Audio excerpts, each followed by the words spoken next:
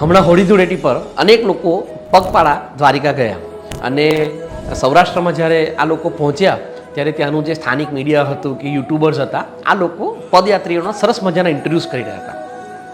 એ ઇન્ટરવ્યૂમાં almost 75થી 80 વર્ષની ઉંમરના એક કાકા ચાલતા જતા હતા. પહેરવેશ પરથી રબારી લાગતા હતા અને એમને પૂછ્યું કે કાકા તમે કેટલા વર્ષથી આ યાત્રા કરી રહ્યા છો? તો કાકા કહે છે કે હું 55 વર્ષથી આ પગપાળા યાત્રા કરી રહ્યો છું.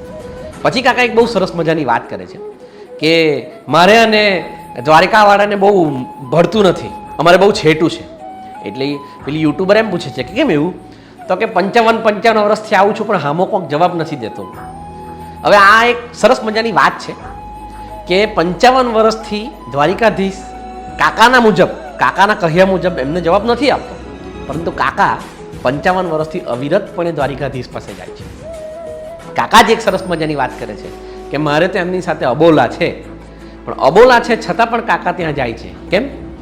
કારણ કે કાકાને ખબર છે કે મને ભલે એની સાથે અબોલા છે, મને ભલે દ્વારિકાધીશ સાથે છેટું છે, પરંતુ હું જો આ 55 વર્ષની પરંપરા તોડીશ તો કદાચ હોળીની આ ધામધૂમમાં દ્વારિકાધીશ મારા વિના જુડશે, એને મારા વિના નહીં ફાવે, એટલે મારે ત્યાં જવું જ પડે. આમ જોવા જઈએ ને તો આ ધર્મના દૃષ્ટિકોણથી કે સ્પિરિચ્યુઅલિઝમના દૃષ્ટિકોણથી બહુ જ સારી વાત છે. પણ આથી સારી વાત આ કાકાનો જે મુદ્દો છે કે અબોલા છે તોય મારે ત્યાં જવું છે, એ આપણા અંગત જીવનમાં અને આપણા સ્વજનો સાથેની વાતમાં પણ લાગુ પડે છે.